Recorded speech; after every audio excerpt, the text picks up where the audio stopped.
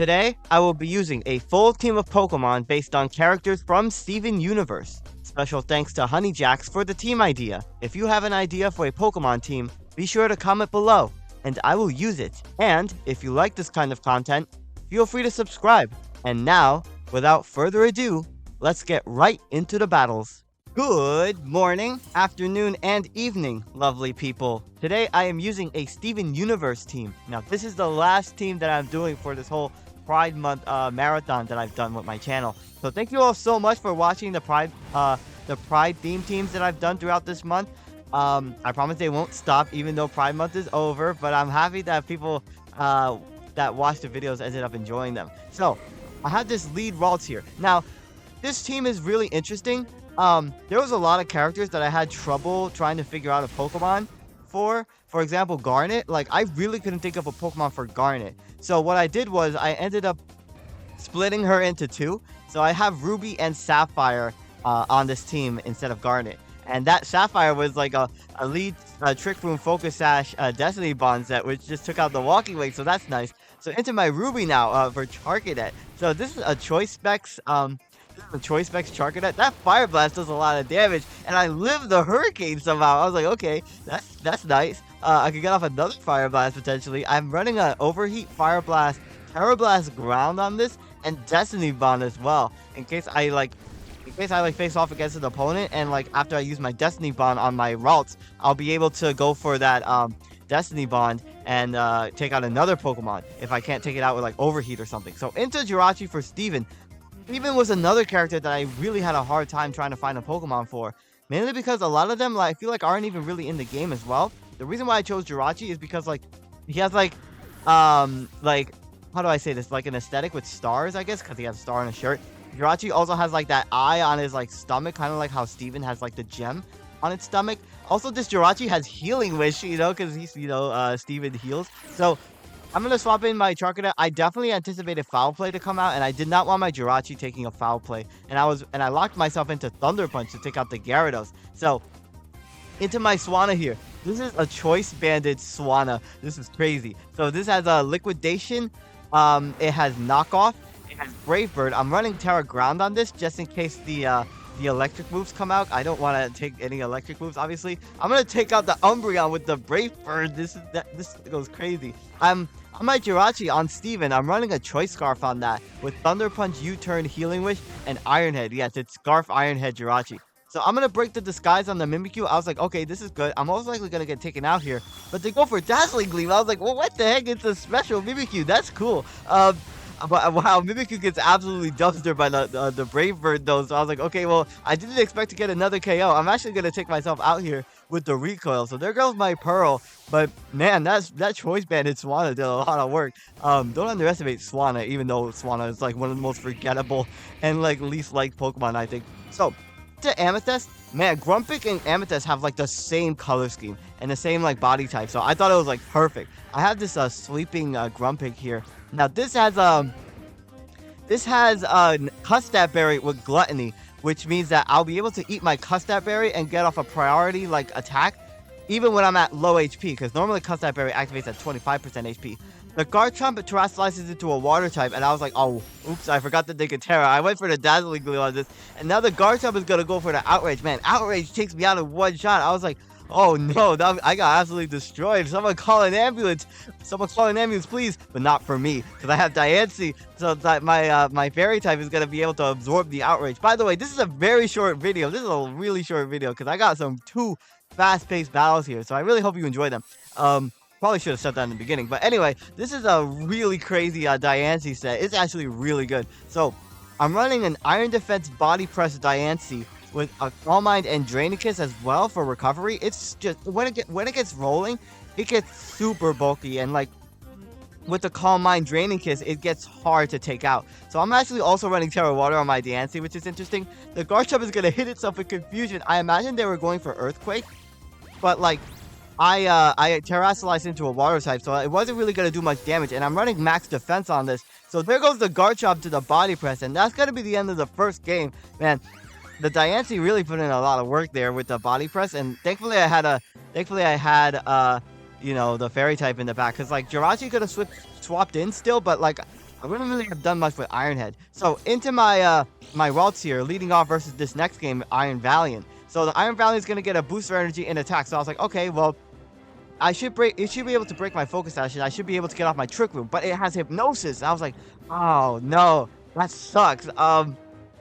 Well, this is unfortunate because I want to get off my Trick Room Destiny Bond strategy with this Pokemon. I'm also running Psychic as well, and I'm running Memento on this. So the Iron Valley is going to be mixed, and it's going to go for the Moonblast here. So I was like, okay. Well, I don't wake up, unfortunately, so I was like, well, dang. I'm not going to be able to get off this Trick Room strategy on this, unfortunately. They actually go for Night Slash. I was like, I almost swapped in my Jirachi there on the Moonblast, but, like, I would not have enjoyed eating a hit from this thing's Night Slash. So I'm going to go to my Jirachi now. I was like, well, I'm going to do a lot of damage here with the Iron Head. Unfortunately, just barely misses out on the KO. And I'm going to take a lot of damage from that Night Slash. Thankfully, like I said, thankfully I did not swap into that move. So I'm going to take out the Iron Valiant with the Iron Head. Thankfully, it didn't have a booster speed, so I was still able to outspeed it. Now, in comes the Dark-type Urshifu. So I was like, well, I definitely don't want to stay in on like a... I imagine this Pokemon would have Sucker Punch potentially, so I'm going to go into my max defense Diancie. I'm going to be able to take the hit from this Pokemon, which is nice. Now, getting my leftover recovery, so I was like, well, I don't imagine this Pokemon will be able to do much versus me, but then it has Iron Head. I was like, oh my gosh, it has Iron Head, and it flinched me. Oh, that's bad. I was not expecting this Pokemon to have Iron Head. Now, this turn, I was like, well, I definitely need to preserve my Diancie, so I'm going to have to Terrasilize it. And I'm going to have to go for the Draining Kiss versus this Pokemon because, like, it's 4 times weak to Fairy. And even though I'm not running any special attack investment, should be able to do a lot of damage. I realized I need to breathe when I do these narrations.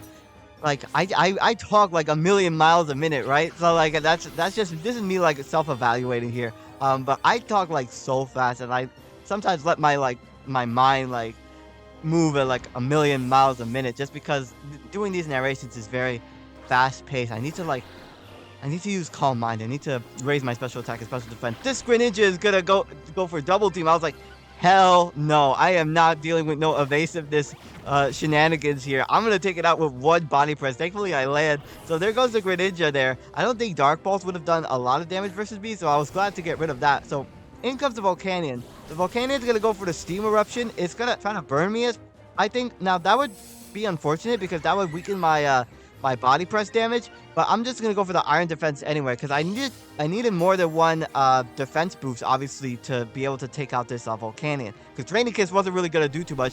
But then the Volcanion gives up and goes for the Explosion. I was like, okay, well, that's one way to get rid of this thing at the very least. Explosion still does a good chunk of my health, even though I got a +2 defense boost. So there goes the Volcanion there. I was like, okay, that's interesting that they had Explosion on that. So yeah. So there was a Pokemon in the back that I was definitely afraid of, and that was the Necrozma Dawn Wings, which was just on this team, just chilling. So here it comes, and I was like, well, when I was doing this battle, I originally thought that this Pokemon had Shadow Shield, which is Lunala's ability, which functions like multi-scale, where it's like if you get hit by a move when you're at full HP, it does half damage. But this Pokemon has a different ability. I always get it confused because, you know, it looks like Lunala. I kind of expect it to have Lunala's ability, but I guess it doesn't. So Moongeist Beam does a huge chunk of my health. They're actually going to Terrasilize into a Psychic type as well. And Draining Kiss does nothing, mainly because I don't really have any Calm Mind boost. I just wanted to weaken this Pokemon as much as I possibly could, because I really only had like one Pokemon, or like 2 potentially, that could deal with this. And but they weren't going to take this out anyway because Necrozma Dawn Wings is a very, very bulky Pokemon. So I'm going to take it. I'm going to get taken out there by the Terra Psychic Photon Geyser. Man, that's going to destroy me. Now, I was like, well, I do have my Scarf Jirachi in the back with U-Turn, which is looking to be my endgame win condition, mainly because they have another Pokemon in the back that is weak to U-Turn. So I was like, well, I'm going to go for the U-Turn here. Unfortunately, though, there's going to have to be some sacrifices. Let's just say that. So into my Ruby here, I wasn't able to successfully pull off the Trick Room Choice Specs Charcadet amazing strategy. So unfortunately, there goes Ruby. But man, I thought of Ruby for Charcadet mainly because, like, you know, she's very protective of Sapphire, right? So into my Swan here, I'm just gonna go for that Choice Banded knockoff, trying to do as much damage as I possibly can. I don't even think I knocked off an item from this thing. This thing is not even holding an item. That actually weakened my knockoff damage. That's actually messed up. So I'm gonna get taken out by another Photon Geyser here. This Pokemon is steamrolling through my team at the moment. Now, into my Jirachi here, I was like, well, I'm gonna go for another U-turn, hopefully take it out. It unfortunately just lives though. I was like, oh my gosh, I'm gonna have to stack another Pokemon to this thing.